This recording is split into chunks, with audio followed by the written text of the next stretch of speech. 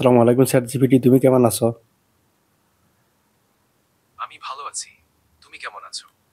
আমি আলহামদুলিল্লাহ ভালো আছি। ভালো আছো? শুনে ভালো লাগলো। আজকের দিনটা কেমন কাটছে? আজকের দিনটা আলহামদুলিল্লাহ ভালো কাটছে। সবকিছু ঠিক হয়ে যাবে। তোমার জন্য কিছু করতে পারি?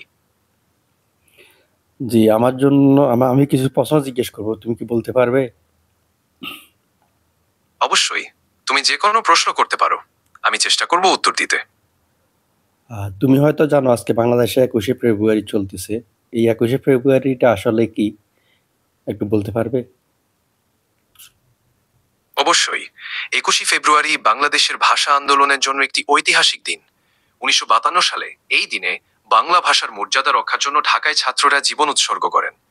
এই দিনটি এখন আন্তর্জাতিক মাতৃভাষা দিবস হিসেবে পালিত হয়। ওই দিন আসলে কি ঘটেছিল আসলে? কি ঘটনার কারণে এটা পালন করা হয়?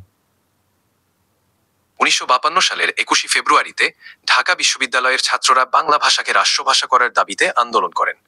পুলিশ সেই আন্দোলন দমাতে গুলি চালায়। এতে সালাম, বরকত, রফিক, জব্বার প্রমুখ শহীদ হন। এই ঘটনায় আমাদের ভাষা আন্দোলনকে চূড়ান্ত রূপ দেয় এবং এর স্মরণে দিনটি পালন করা হয়।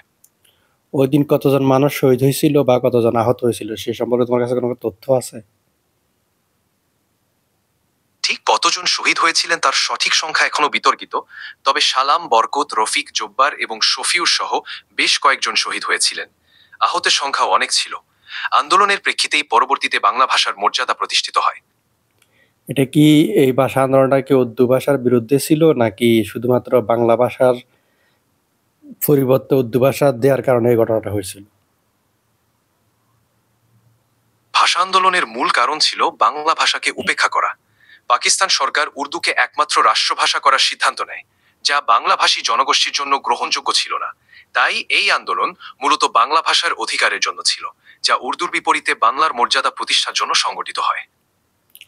আচ্ছা, পৃথিবীতে কি আর কোনো দেশে এরকম ভাষার জন্য আন্দোলন হইছে বা ভাষার জন্য মানুষ মারা গেছে? ভাষার জন্য এমন বিরল আত্মত্যাগের ঘটনা খুবই কম। তবে কিছু দেশে ভাষা সংক্রান্ত আন্দোলন হয়েছে। কিন্তু বাংলাদেশের ভাষা আন্দোলন এবং এর শহীদদের ত্যাগ বিশ্বে অনন্য। এজন্যই ২১শে ফেব্রুয়ারি এখন আন্তর্জাতিক মাতৃভাষা দিবস হিসেবে পালিত হয়।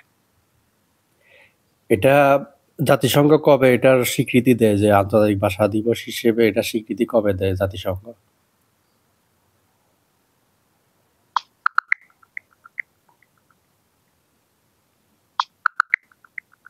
১৯৯৯ সালের ১৭ নভেম্বর ইউনেস্কো ২১শে ফেব্রুয়ারিকে আন্তর্জাতিক মাতৃভাষা দিবস হিসেবে ঘোষণা করে।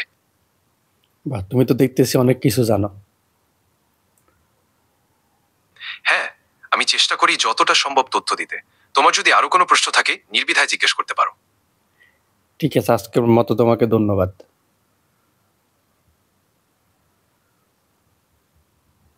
তোমাকেও ধন্যবাদ। যদি পরবর্তী কোনো প্রশ্ন থাকে, আমি এখানে আছি। ভালো থেকো।